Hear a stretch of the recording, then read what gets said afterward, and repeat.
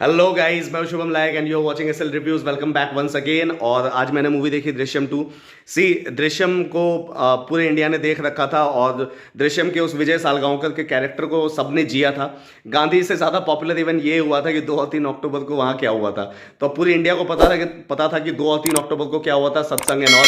तो it was such a much awaited movie and hats off to the makers की जो Drishyam 2 original है Mohanlal sir के साथ, तो उसका हिंदी वर्जन इन्होंने कहीं पे भी अवेलेबल नहीं करा, क्योंकि इनको पता था, इनके माइंड में क्लैरिटी थी कि ये अजय देवगन के साथ इसका दूसरा पार्ट बनाने वाले हैं। तो इन्होंने उस क्लैरिटी के साथ हिंदी डब्ड वर्जन को कहीं पे भी अवेलेबल नहीं किया।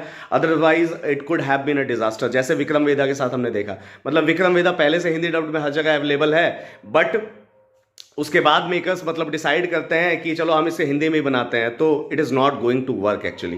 तो ऋतिक रोशन जैसे बड़े स्टार होने के बावजूद भी वो मूवी बॉक्स ऑफिस पे उस तरह से वर्क नहीं कर पाई। तो hats off to the makers. ये रीमेक होके भी आपको उतना ही ओरिजिनल फीलिंग देगी, क्योंकि दृश्यम 1 में ओरिजिनली हमने विजय सालगांवकर के, अजय देवगन के उस कैरेक्टर को जिया है। स्पेशली अगर मैं नॉर्थ की ऑडियंस की बात करूँ, अगर मैं हिंदी ऑडियंस की बात करूँ, तो हमारे लिए मच अवेटेड था। एंड उसी तरह से मतलब मॉर्निंग का फर्स्ट डे फर्स्ट शो था एंड आधे से ज़्यादा थिएटर हाउसफुल था।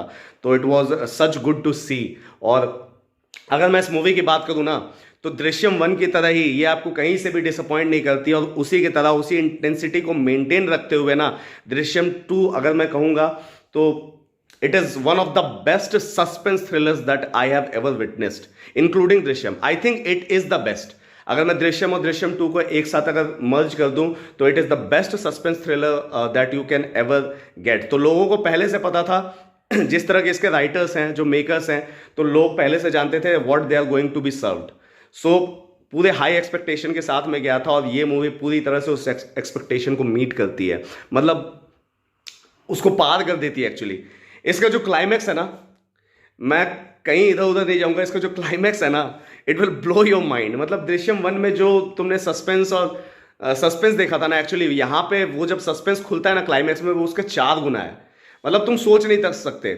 मतलब इसमें स्टोरी ये है कि दृश्यम 1 के बाद, उस इंसिडेंट के बाद, अजय सालगांवकर और उसकी जो फैमिली है वो अपने पास को भुला के आगे निकल चुकी है। अजय देवगन ने अपने पास की ज़मीन बेच दी, उससे उसने अपना थिएटर शुरू किया, मतलब सिनेमा हॉल शुरू किया, और आज वो काफ़ी अमीर हो गया है। उसका खुद का मिराज सिनेमाज है काफ़ी बड़ा, और वो एक फिल्म प्रोड्यूस करना चाहता है। उसने एक कहानी लिखी है, और वो एक मतलब कहानी है उसके पास, वो जिस पे वो एक फिल्म बनाना चाहता है।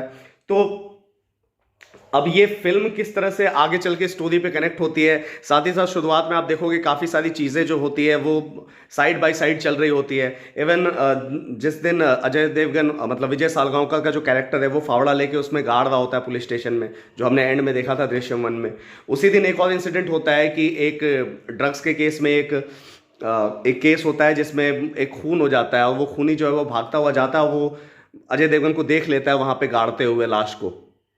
तो वहां से फिर किस तरह से स्टोरी चेंज होता है, पुलिस को फाइनली वो लाश जो है वो मिल जाती है पुलिस स्टेशन में, और लाश मिलने के बाद मतलब हमें लगता है कि अब तो सब खत्म।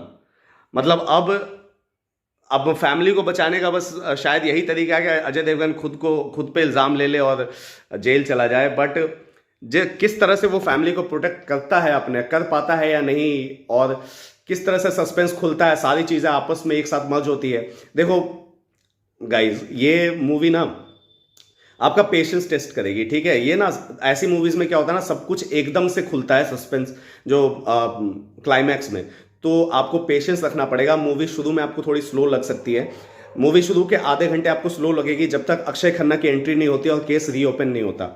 अब मैं बात करूँ ना अक्षय खन्ना की, तो मतलब पूरी स्टार कास्ट तो वही है ऑलमोस्ट, तो वैसा ही परफॉर्मेंस आपको देखने के लिए मिलता है। Ajay Devgn with his eyes, मतलब वो बंदा आंखों से, we want Ajay Devgn as Vijay Salgaonkar, मतलब इस तरह का कैरेक्टर हम अजय देवगन से चाहते हैं। वो एक्शन कॉमेडी भूल जाओ उसको, ये जो अजय देवगन का कैरेक्टर है ना, I think it is the best character जो मैंने आज तक देखा है अजय देवगन का, दृश्यम और फिर दृश्यम 2 में।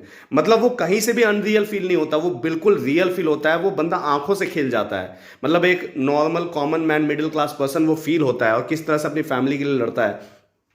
He is amazing in Drishyam and also in Drishyam 2। और पूरी कास्ट जो जो श्रेया सदन है, जो उनकी वाइफ, ये दोनों अब रिनोन्ड पेयर हो गए। दृश्यम के बाद फिर RRR में भी इनको यूज किया गया, now in Drishyam 2 they are now renowned pair. और जो पूरी फैमिली, वो जो छोटी सी बच्ची थी है ना दृश्यम में, जिसको टॉर्चर किया जा रहा था, वो अब काफी बड़ी हो गई है।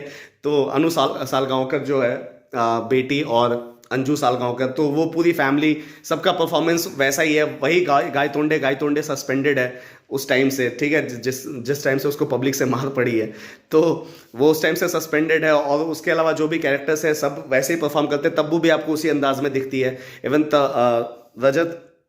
रजत कपूर जो है तब्बू के हस्बैंड, मतलब जिस तरह का नेचर उनका वहां पे दृश्यम में दिखाया गया था, वैसा ही आपको यहाँ देखने के लिए मिलता है। He is such a good person, मतलब जिस तरह से मूवी में दिखाया गया है, such a sorted out and good person. तो इसमें जो स्टैंड आउट करता है ना, वो है Akshay Khanna.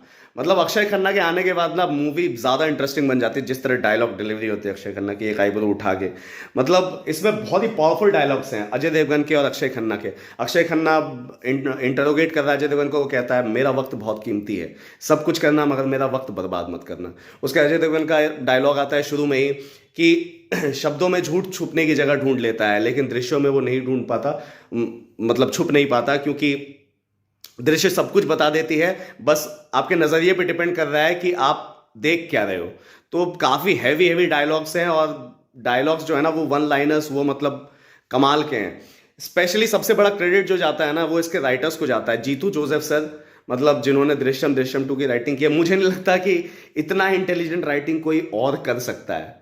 I don't expect any one, बस मुझे दृश्यम के मेकर से ही एक्सपेक्टेशन था, और ये उस पर बिल्कुल खरा उतरता है। मतलब ये आपका सर घुमा देगी, मतलब जिस तरह से इसकी राइटिंग है ना, और जिस तरह से डायरेक्ट किया अभिषेक सर ने, तो जो इसकी राइटिंग और डायरेक्शन है, ये आपका दिमाग घुमा देगी। और क्लाइमैक्स में जब खुलता है ना, तो पूरी थिएटर में तालियां बजती है। वो मतलब हर कोई हूटिंग कर रहा होता है और तालियां बजा रहा होता है, इंक्लूडिंग मी। तो ऐसा ही एक्सपीरियंस किया मैंने।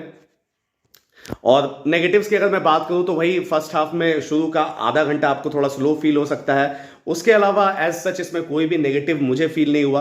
हाँ, अगर मैं दृश्यम 1 से कंपेयर करूं, इसमें क्लाइमैक्स में सस्पेंस ज्यादा बड़ा है, बट अगर मैं इंटेंसिटी की बात करूं, ड्रामा की बात करूं, तो वो कहीं ना कहीं मुझे दृश्यम 1 में ज्यादा लगा था। तो ये एक छोटा सा और मैं एक पॉइंट आउट मतलब जो है वो कर सकता हूं। तो ओवरऑल अगर मैं इस मूवी को रेट करूं, तो आई वुड रेट इट 4.5। वो हाफ मार्क्स से वो शुरू का वो थोड़ा सा वो और पेसी हो सकता था, but anyways this is a great movie and one of the best I have ever seen in suspense thriller genre. तो hats off to the makers, hats off to Ajay Devgn sir, क्योंकि अजय देवगन सर के कैरेक्टर ने इसको उतना बड़ा बनाया है।